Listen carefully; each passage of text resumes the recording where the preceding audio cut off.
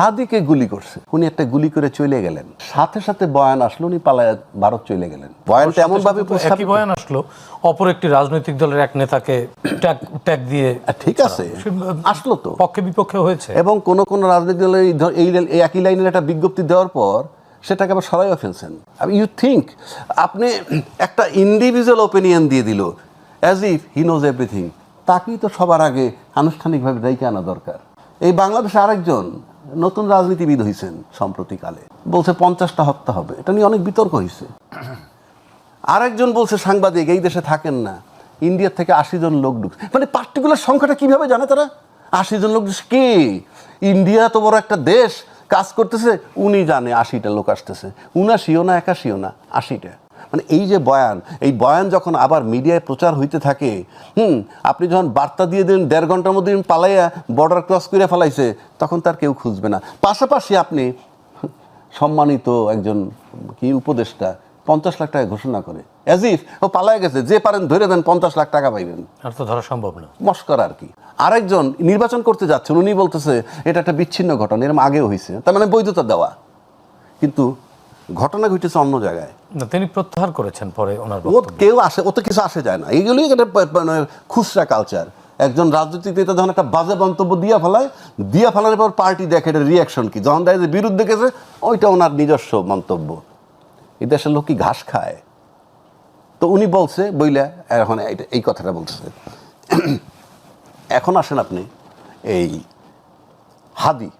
হাদি হত্যার পর, হাদি হত্যার আমি জানি না এটা প্ল্যান কি, আমার কাছে মনে হয়েছে এরকম পরিষ্কার, যে ঘটনায় ভিকটিম বেঁচে থাকে, ভিকটিম জানে যে তাকে অপসারিত করছে কারা। আপনার হাতটা আমি কেটে ফেললাম, আপনি নিজের চোখে দেখলেন, আপনি মরেন নাই, আপনি কোর্টে গিয়ে বারবার বলবেন আমার হাতে কোপ দিছে রাজ্জাকি সাহেব। কাজী যারে আমরা সরাইছি সে জীবিত আছে, সুতরাং সে জানে তার বিরুদ্ধ শক্তি হিসেবে মাঠে অগ্রণী ভূমিকা কারা পালন করেছে, তার একজন হাদি। সুতরাং তাকে মেরে ভয় দেখাও যাতে অন্যরা পিছিয়ে যায়।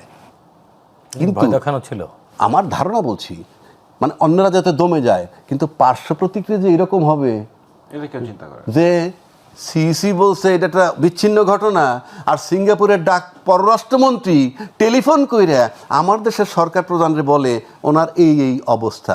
বাংলাদেশের ডজন ডজন মন্ত্রী গেছে বাংলাদেশ জন্ম হওয়ার পর সিঙ্গাপুরে চিকিৎসার জন্য, বড় বড় মন্ত্রী।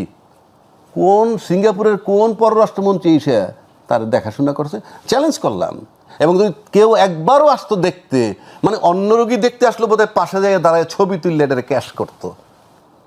কিন্তু হাদির জন্য সিঙ্গাপুরের পররাষ্ট্রমন্ত্রী ব্যস্ত হইল কেন? ইট ইজ ইউনুস যে বলছে আপনি একটু দেখেন। তারপরে মৃত্যুর সংবাদও তিনি দিচ্ছেন। উনি পেশায় নিজে একজন ডাক্তার। পার্শ্ব প্রতিক্রিয়াটা হবে ভাবে নাই, পার্শ্ব প্রতিক্রিয়া রাষ্ট্রীয় শোক হবে ভাবে নাই, পতাকা অর্ধনির্মিত থাকবে ভাবে নাই, সেনাবাহিনী লাশ বহন করবে ভাবে নাই। সেখানে কি পরিমাণ গুরুত্ব থাকলে এই সমস্ত সিচুয়েশনে পলিটিক্যাল লিডাররা গেইন করে। Heat lost equal to heat gain, কে কিভাবে গেইন করবে। আমি এখনো বলছি জামাতের রাজনীতি আমি পছন্দ করি না, কিন্তু জামাতের আমির তার সফর সংক্ষিপ্ত করে চলে আসছেন।